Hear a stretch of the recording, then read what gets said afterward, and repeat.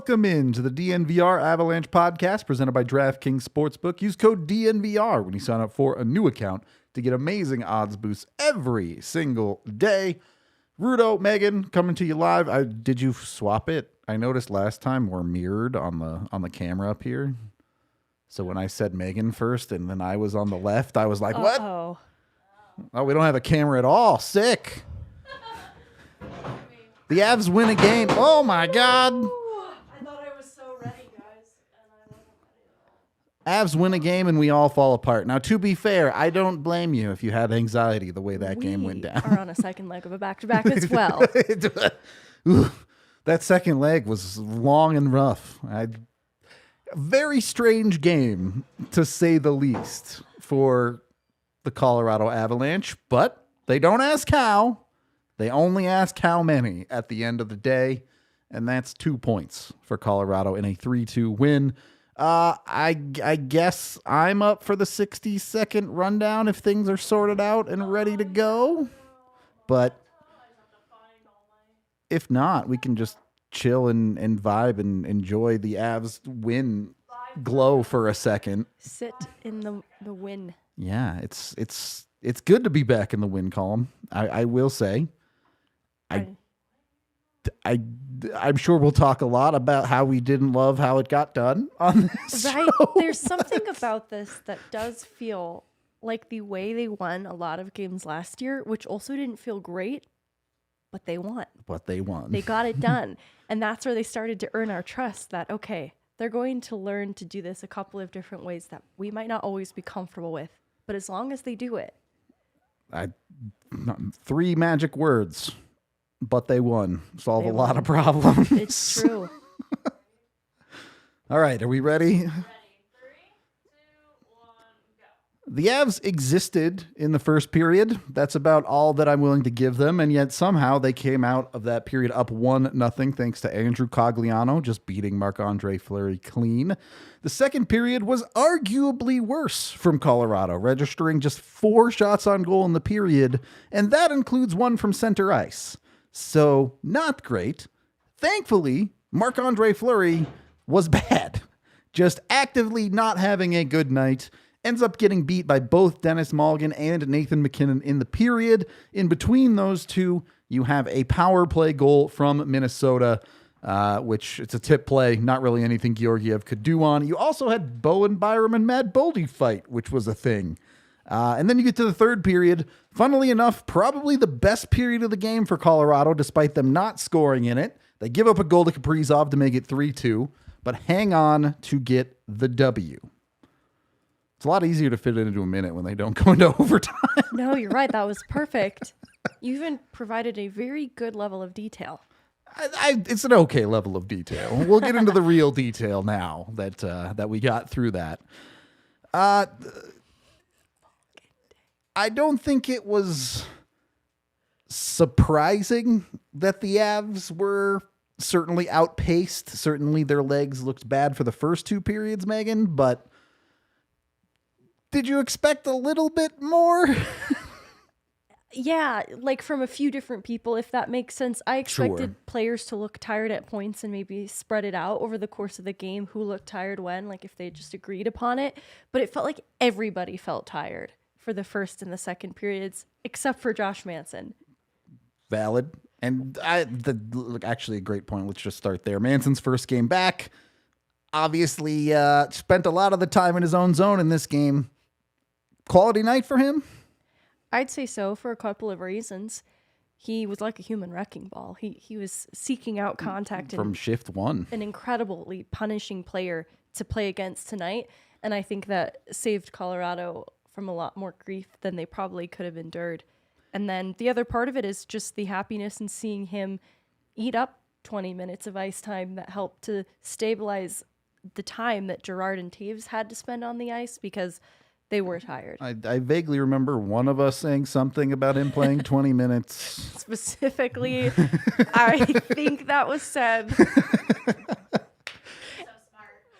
But he does come through and does take some of that pressure off significantly. As again, Avs did run 7D tonight, but you saw all 3 of their bottom 3 of the 7 under 10 minutes. They didn't have to really, really rely on those bottom guys because of a Josh Manson.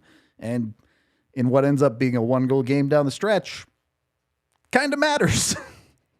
Absolutely matters. Led the team in hits and blocked shots, which also became important too in how this game is even winnable for the team in trying to keep the Wild on the perimeter as much as possible, because they certainly were in the most dangerous areas for a good amount of this game. Oh, yeah. It was,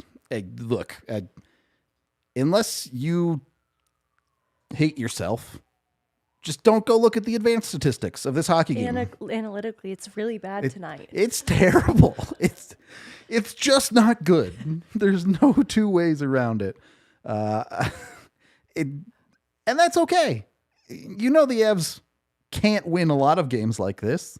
You also know they're not going to have a whole lot of second half of back-to-backs, except for the ones coming up. Except for the several. Ignore the next 2 weeks for a second, and the rest of the year, they're not going to be doing a whole lot of this again. So they found a way to win on a night where they needed to win.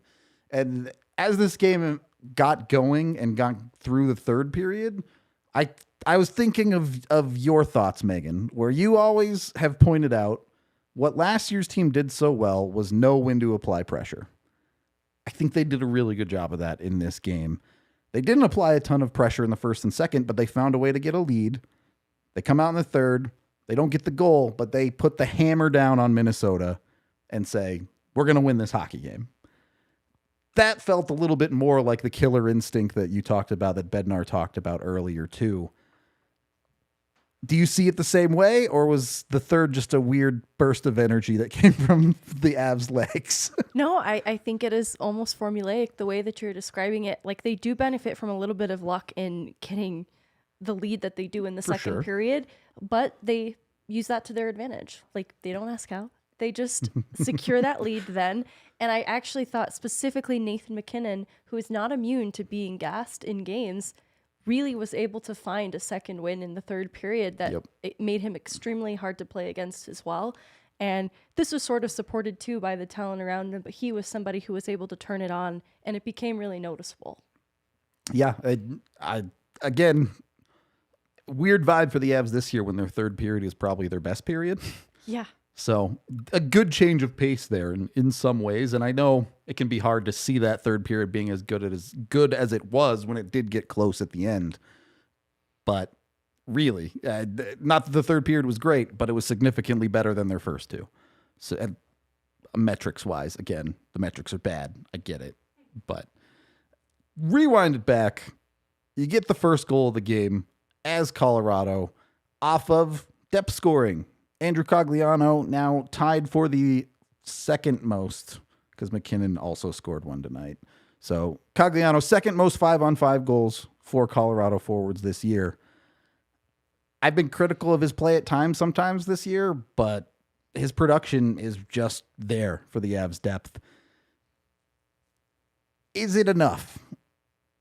Is Cogliano and what they're getting out of guys like Malgin, what they've been getting through this stretch, is that enough depth scoring that you're content with it, or do they need more? It's interesting because I think I'm content with it because I envision Landeskog returning to this forward group one day, and I see it shifting, whether that be someone like an Evan Rodriguez or a JT Compher, making the bottom 6 even better than what it is right now, because Malgin and Nieto, I think, are going to be fine third, fourth line players when this group is fully healthy. But right now they are kind of sheltered because they are running one guy short. That's where Nathan MacKinnon actually steps up in a big way, and that's not going to be very sustainable for the long haul. But it almost doesn't seem realistic to expect this from Malgin moving forward, but it doesn't have to specifically just be Malgin. If this amount of depth players contributes, whether it is spread out between someone like a Cogliano and a Malgin, I am satisfied with it because I only think it gets better from here. I really do like a universe where Newhook, OC, Cogliano can remain together. And then there's a lot of possibility. Like, we don't know the status of Darren Helm, but when guys do get healthy, whether that be a Landeskog or a Helm, it's going to look a lot better. Yeah, I agree. And I think for some clarity here, as Chad is already kind of starting to dip into this topic, When I'm talking about their depth, I'm talking about their bottom six forwards specifically. You've gotten plenty out of them since the All-Star break. I think really the first 2 games, obviously, no one on the Avs was scoring. But since then, you've gotten quality depth production. That second line, on the other hand, it's struggled a little bit of late. The combination of Erod, Compher, and Mikko. I know Mikko gets moved around a good bit, but those 3 together, you just need more. I think you just need more out of them. There were opportunities for that line to put this game away tonight or not make mistakes that could end up costing them the game, and they struggled to do so. I know you've talked about Landy. I get that's the easy answer to fix this. What can they do? Is there a mix and match? Do you want to see Newhook up there? Is there something they can try to get that second line going? Let me think.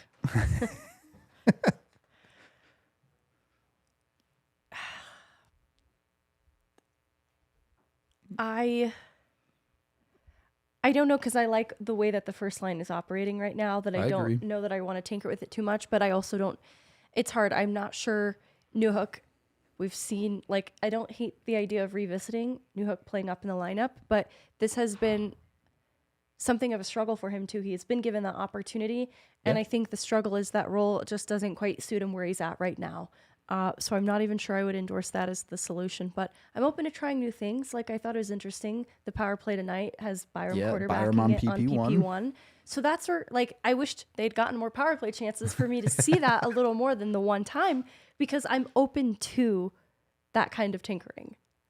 I didn't even think the one power play they got with him was bad. No, I didn't either. I wish Mikko Rantanen would shoot the hockey puck, but no, I thought they were generating good chances there. I just do think you need a little bit more out of, and more so than Compher and Erod. I get you're going to see some up and downs there.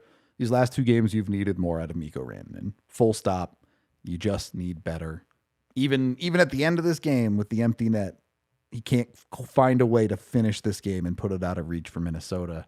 And I think you just need a little bit more there. Again, I get it. Mikko will be back next week. This isn't some long-term concern where I'm like, oh, Mikko's in trouble. No, he'll be fine. It's just they're missing his good play right now. Moving beyond that, 6 shots in a period is not good.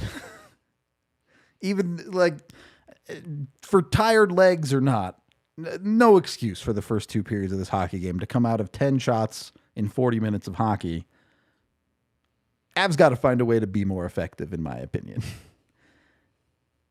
They get away with it, but is this something we should be gearing ourselves up for? They have the 2 back-to-back coming up, or do you expect better out of Colorado in future back-to-backs? I do expect better. This feels like something of an anomaly. It just is so unusual for a team that has struggled with finishing, but has not struggled to generate chances to not be able to get on target, because I do think that Minnesota's defense, and this is a credit to them in a lot of ways too, is good at keeping the Avs on the outside, blocking shots. And it was something that I think, because they were tired, the level of engagement and the effort to put in the work to get inside home plate was maybe not there tonight. And so you don't like that could then continue to be a problem in some of these back-to-back games because of tired legs, but I still feel like it's somewhere in between and something of an anomaly. This is just a team who craves offense, and they play a heavy forechecking game. That's what they're designed to do, and that's why the top 6 can be as effective as it is. That I just can't imagine that suiting their identity for very long. Yeah, and you know, it's funny because the one part of the game where it really felt like they were playing to their identity was, hey, look, their defense is activating. They're using their legs. They're skating hard. They're getting to those areas for about 10 minutes in the third period, and everyone went, well, hey, this looks pretty good. I like this. So I 100% agree. I do think it is a bit of an anomaly. I wouldn't be surprised to see the Avs get outshot in future Segababas, but not to this level. No, this was a bit much. Yeah. Thankfully, the Avs have Alexandar Georgiev in net. We'll get to him in a little bit. In the meantime, we are brought to you by the amazing people over at DraftKings Sportsbook. You use code DNVR when you sign up with them, and on a new account, you can bet $5 on anything to get $200 in free bets. So jump in there, bet on whatever you want.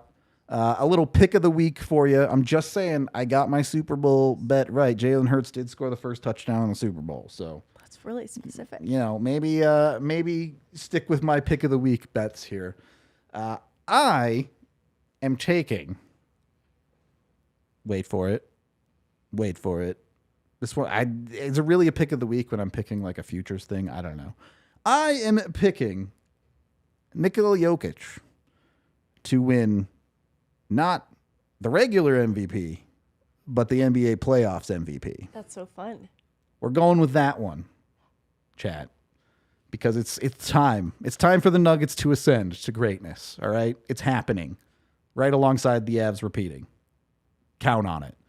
Go over to DraftKings today. You can bet on whatever you want, whether it's my crazy bets or your own crazy bets on sports like drag racing. I guess that's not that crazy of a sport, but you can bet on it. So, what was that, car wrestling?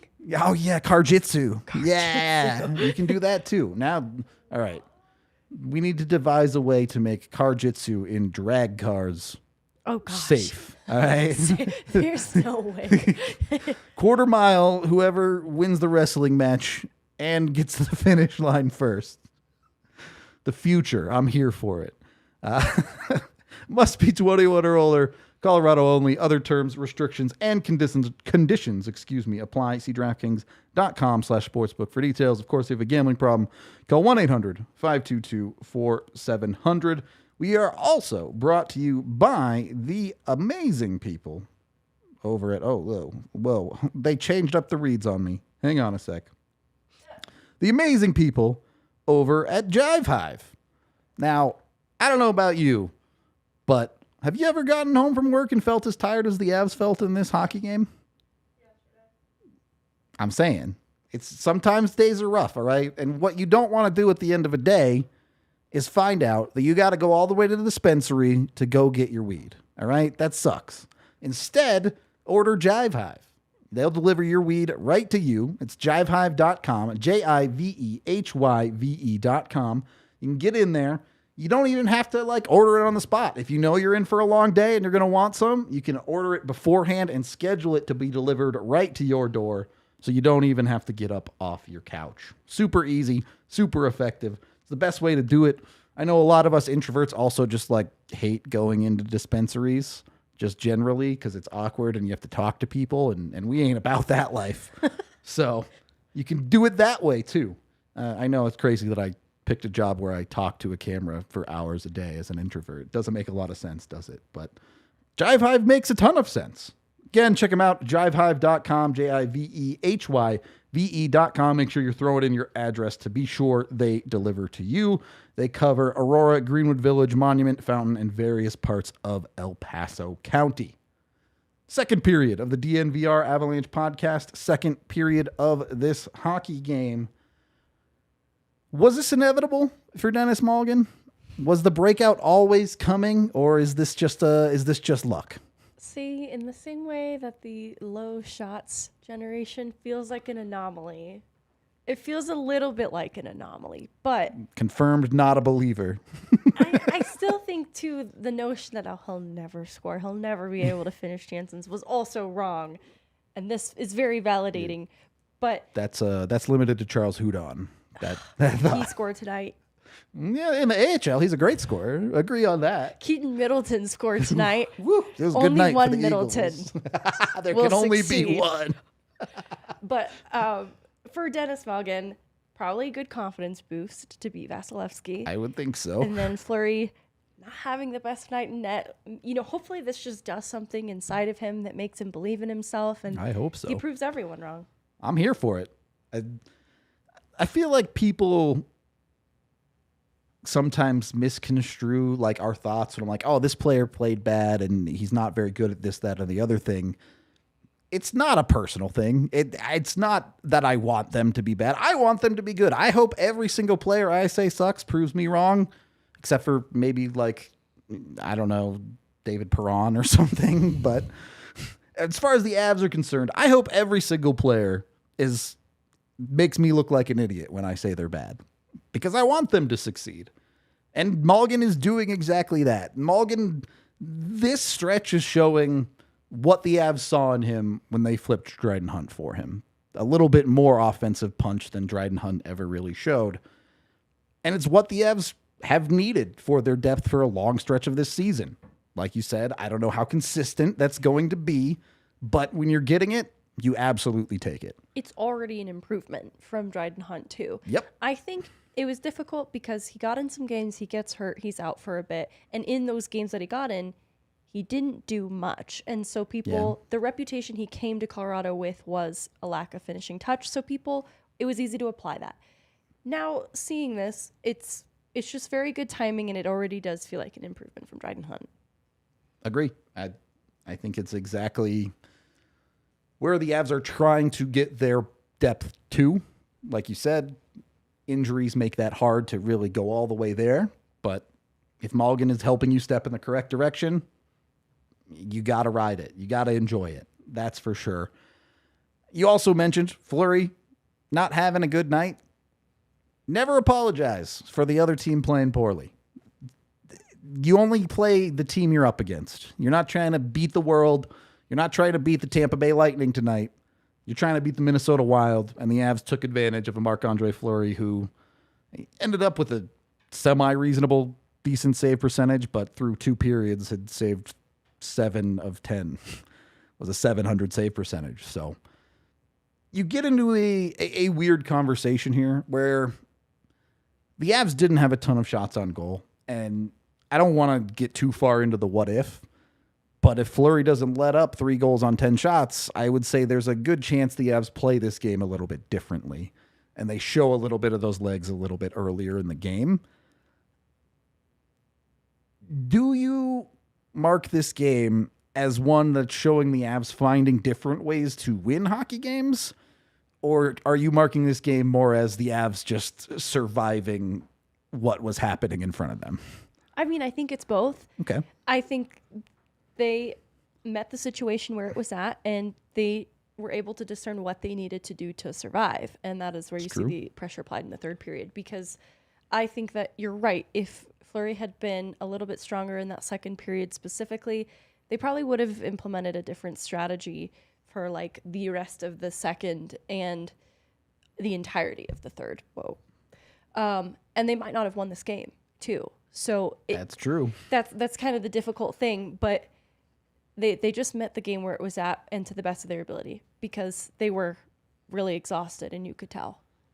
And that's it. Sometimes your 100% isn't very good because that's all you have on that day. I don't think the Avs 100% was very good tonight, but it was good enough. That's what counts. Will say I was a touch frustrated with Mikko's penalty in the second period. Pretty lazy, pretty clearly gets up on the hands. It cost the Avs their first goal against in the game. I have no problems with the goal itself. They're on the penalty kill. It's a tip play. You just tip your cap on that one. Do the Avs need to do a better job of not beating themselves? Always. Like, in terms of games where they've made really boneheaded, undisciplined decisions, this isn't the worst of them for me. That's definitely true. And there have even just been inside games where Mikko has also felt a little bit caught up in the emotions of things that even in this game, it's not the most I've seen of them. But we've talked about points that are on the line, why these are must-win games, that discipline is a necessity moving forward. I'm not unhappy with this game tonight, but we know that in the past they can really unravel quickly. So they have to be careful not to give the one stupid penalty. I think I would drill down even deeper when you're talking about knowing the situation, knowing the scenario in a hockey game. A game the Avs have not played well in, and they've somehow found themselves a 2-goal lead. You just can't take that penalty there. You just cannot put yourself in that spot. In a game that you've gotten away with up to this point, you're asking for things to switch the other way and things to fall apart. Now, thankfully, the Avs held it together despite the goal, but the Avs just need to play smarter hockey at times, I think, is really the point I'm trying to make here. And when you're unbelievably talented, you can get away with not playing the smartest hockey sometimes. When you're up against some adversity, like a second half of a back-to-back, you get away with it a lot less. Well, yeah, and that's where you do need to be mindful of the situation. It's situational fragility, and it's something that can reveal your hand if you are frustrated, if you are tired. When you make mistakes like that, you're showing the other team where you're at too, and that is going to be a strategy that works against you. And you don't want to give any team that kind of leverage. And so that's why I think it's important too to play a little closer to the cuff. A very good point. It's a funny thing with professional athletes, you know, it not literally, but the idea of like, oh, they can smell your fear. They know when you're gassed, they know when you're weak in a spot, and they're going to attack you when it happens. So that's where we've seen Avs lose games in a 3-minute span of things going wrong, like that Vancouver game in January, I believe it was. Yep. That's how they lose games. They can have 2 incredible periods of hockey, and then a 3-5 minute span, things completely unravel. They just have to avoid that. I know it sounds so simple and obvious. Just don't get beat for 5 minutes. No, exactly, because it's a game of seconds, and that's all it might take. Yeah, and you know, in some ways, that's kind of what happened to Minnesota tonight. Not 5 consecutive minutes, but a play here, a play there is what ended up beating them on tonight, including Nathan MacKinnon. Once again, it's incredible how consistently you can look at an Avalanche hockey game. They're in an important moment. They're in an important stretch of the hockey game. And it's Nathan MacKinnon to step up and get the job done for them time and time again. Yeah, he gets a lot of help from Marc-Andre Fleury with this goal. That is super soft going through his 5-hole. But the fact that Nathan MacKinnon created the play in the first place is the only reason it ends up happening. And it's not that I think we undervalue Nathan MacKinnon. We talk about him being literally one of the best players in the world all the time. But I think when you watch a player like that every night, it's good to remind yourself how much you should appreciate that you're watching a player like that every single night. It's hard to say, too, in hindsight, if a different player made that same play, if it would have gone 5-hole. Because there's something about the skill, just in the amount of patience in his release to wait that split second before he unleashes, that allows it to happen. And I think that's a credit to MacKinnon, too. Absolutely. Who knows if that's Mikko Rantanen coming down the wing and he tries to put it top corner or something else and it doesn't go. MacKinnon finds a way to put it in the back of the net. So just wanted to give Mac his props, though. He's not getting king of the game like he so often does. Malgin not getting king of the game either, but we're at least giving him prince of the game because he's been effective for the Avs. He's like 26, right? He's pretty old to be getting prince of the game, to be honest. Is there an age limit for princes? In this world, yes. There is. No. This isn't like the British royalty, all right? There's limiting. a cut. Once you're old enough, you're no longer a prince and you become like a jack or something. That's very limiting beliefs.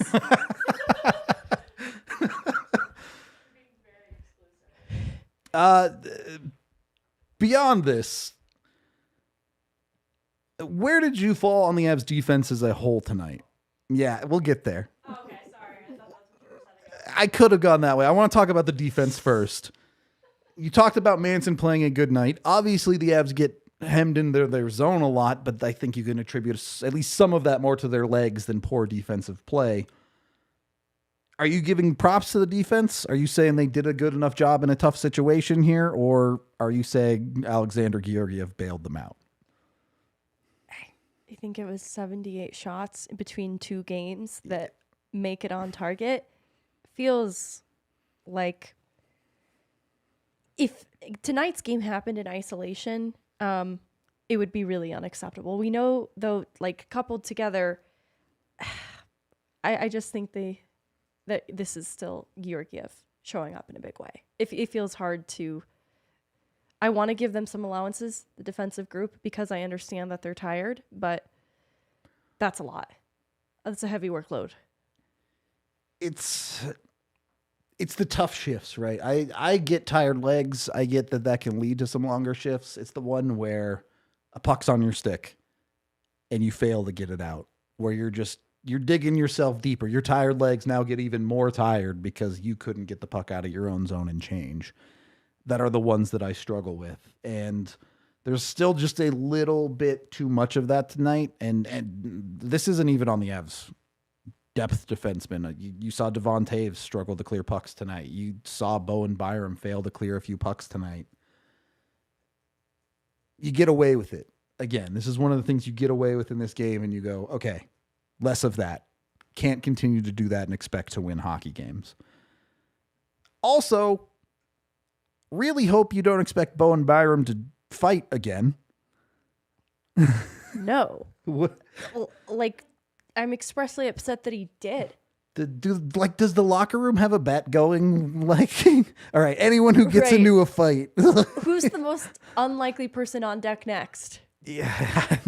Malgin? No, he feels pretty unlikely. Yeah. I think that's good. Who else? Nieto, not much of a fighter, probably. Yeah, that Torrey Krug thing was weird. Yeah. But beyond that, like, Cogs would go for sure. No, exactly. OC absolutely would. Yeah. I don't know. Val, maybe not. I hope not. He's definitely not a good fighter. The one fight he tried was not great. We already got JT, so he's off. It's true. I guess Erod doesn't strike me as much of a fighter. He's top contender for shouldn't get into a fight, but probably will. There it is. When Erod fights, you know there's a bet going on. Something's a ruin. Just a weird thing, though. Like, obviously, the fight itself between Byram and Boldy wasn't really a whole lot to it. I think that was two dudes that don't actually know how to fight. I get everyone was a little bit concerned about Byram. You see a guy fall to the ice without a helmet on. I understand, but Byram's just not that guy to be concerned about that. If he's healthy, he's going to play hockey the only way he knows how to play hockey. So wrecking ball. Taking a page out of Josh Manson's book tonight. I guess. I don't know. I don't think Byram was actually that physical tonight, but that's okay. By the way, if you didn't know, this podcast is also brought to you by the amazing people over at American Raptors. They play? Yeah, you play rugby, right? That's the correct word, I think. You live rugby. That's true. The way some of those fans, they go pretty hard. I'm not going to lie to you. If you go over to AmericanRaptors.com, you can get tickets to Infinity Park in Glendale. The tickets cost $3, not free, $0 to go see a rugby game. You might as well go just for a day on the town. The park is amazing. You got to go check out the place. The rugby's also pretty dope, too. The Raptors have taken players from all other professional sports and turned them into rugby players, so it's a bunch of the best athletes out there. You can go watch them there. If you're a diehard and you can't make it out, you can stream their games on AmericanRaptors.com. It costs you nothing. If you're new to the sport, you can go follow DNVR Rugby on Twitter. Our guy Colton Strickler does a great job covering all the aspects. He does 101 pods for everybody, so you can be sure to learn the sport. I don't know any of the names, but I know the part where they put the guy up on the shoulders to catch the ball is super dope. That's all I'm saying is, like, I'm not a football guy, and I can appreciate rugby. Also, there's no football to watch anymore, so you might as well go watch some rugby. Just throwing it out there. Jump on that one. And I don't have a good intro for this one. All right, how about this one? When you're ready to slip in the 5-hole the same way MacKinnon did to Marc-Andre Fleury, make sure you're ready. Roman ready. Is this a newer? It is a newer sponsor. I feel like this yes. is the only second time I've heard it. Yep, this is the second time I've had to read it. But Roman is here to help with all of your digital health clinical needs for men, addressing a variety of sexual health needs and offering genuine medication that helps achieve and maintain a strong erection. They offer discreet wipes that help you last 4 times longer in bed, and men with low T getting testosterone levels back to normal can help increase your libido. They offer testosterone tests, and if it's appropriate, treatment as well. So they have you completely covered for everything that you might need when it comes to your performance in the bedroom. Be sure to jump on it. All right, look, I get it. Sometimes you're just really excited and you get too excited and you pop off early, like Lecky scoring in the first 45 seconds of the game the other night. Sometimes you got to be patient. You got to wait a little bit longer, and Roman can help you do that. So make sure you get in there. You can go schedule a visit virtually today. Head to their website, ro.co/DNVR, and complete their questionnaire and get diagnosed by licensed physicians completely free.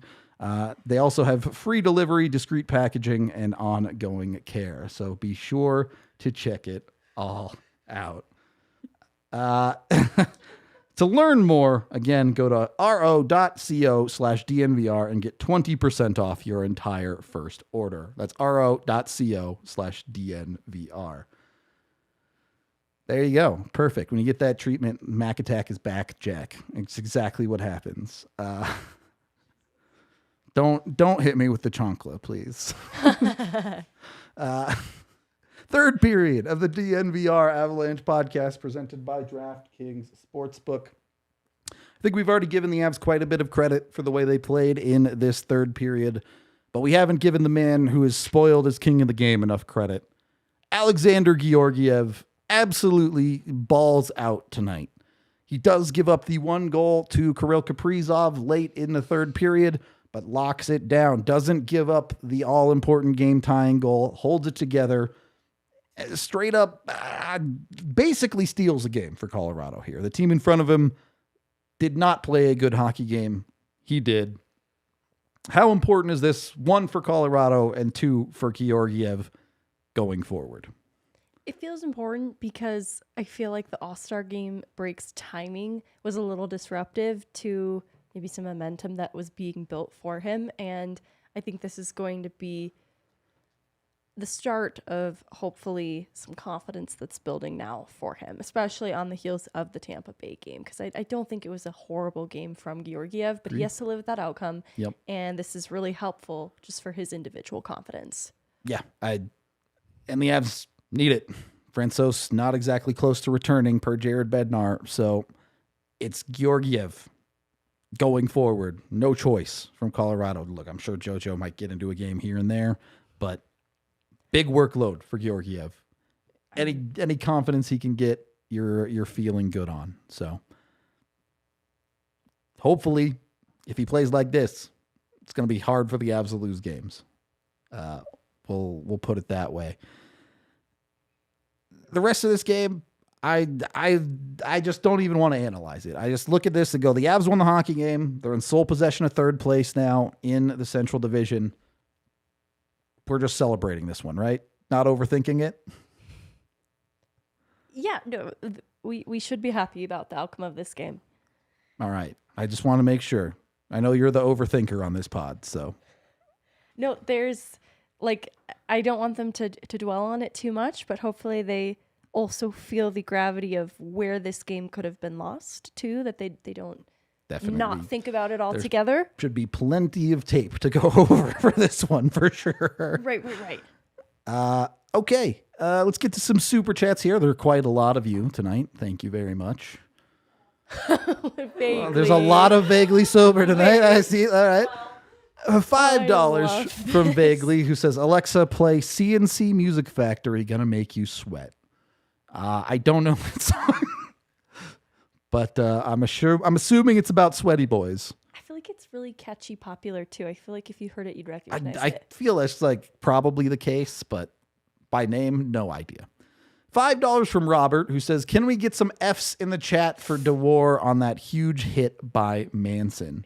Taking lives out there. He was on a mission tonight. He really, every time he had someone lined up, he was like, yep, I'm hitting him. It's happening. Honestly, something I think the Avs defense has missed a little bit is that grit. Yeah. I don't want to continue dunking on Curtis McDermott because I feel bad, but when McDermott went to hit someone tonight, he missed the lineup and flew into the neutral zone instead of contacting the player he was trying to stop. So Josh Manson was the guy who stepped up and played that physical aspect for Colorado. $2 more from Vaguely Sober saying Happy Malgin Day, Part 2. That's too many sweaty boys. There's way too many sweaty boys today. You gotta tone it down with the sweaty boys. I'm excited. Another 199 Hudon getting sweaty boys as well. I love it. And then one more for Ryan Merkley, who scored tonight with the Eagles Goal also. and an assist. There you go. That one doesn't have any sweaty boys though. All right. Too hot for sweaty boys. That's good. Yeah. All right. We've graduated. Oh God, there is another one. Graduating beyond sweaty boys. Georgiev has ascended. Straight flames. And then Manson is 4 sweaty boys. That's a lot of sweaty boys. And then an unbelievably generous from Michael here, $50, who said, I prayed to the hockey gods that I would send my first super chat as tribute if the Avs pulled this off. Love the pod. The only part I hate is when it ends. LF go! Thank you very much, Michael. That's super generous. We appreciate the love so very much. $5 from James. When is the next party bus to an Avs game? Hopefully April 1st against the Stars. Love from Ireland. So the next party bus is February 25th, but that one is already sold out. I think you can still get tickets if you just want to go on the bus and you already have tickets to the game. So $20 to get on that. You get free beers on the way. It's cheaper than parking there. You might as well do it. There will, I believe, be one more party bus this year after that one, but I don't know exactly when it is. So we'll keep you posted on that one. I don't know when it will be. Appreciate the love from Ireland, though. That's a long way. It's got to be like some heinous hour of the morning for you right now. Top of the morning. I'm sorry. You should end the pod here. More from Vaguely. You gotta condense these. I can't do 10 super chats for one guy. I will be saying that again because Roman's our sponsor and we love them. $2 from Ryan B, who says bonk. I love that the bonks are back. Also, we have Tiff now and not Allie throwing shoes at me. I'm happy about that also. So that's fun. I enjoyed that quite a bit. Colorado sits in a position now where, if nothing else, they control their own destiny. Throughout the rest of the year, everything is entirely in their own hands on where they end up. All confidence going forward, or respecting there's still a lot of work to do? There's still a lot of work to do, but I feel like I'm an optimistic person too. I do have confidence in them, but there's a lot of work to be done. Okay. I respect it. The work ain't over till you're done. Is that a saying? I don't know. All right, yeah, just go with Rihanna. That's always the better answer. Rihanna. It's the way to do it. Any final thoughts before we get out of here for tonight? And somehow it's still snowing outside. Feels good. Feels good. It does feel good. I like it when I feel good. All right. We're going to get out of here. We appreciate all y'all hanging with us for a win on this one. We will be back tomorrow with an off-day pod, so please join us for that. But other than that, if you missed us, you can always catch us in podcast form on all your favorite podcasting platforms. If you really want to help us out, give us a 5-star review on those. That does a lot for us.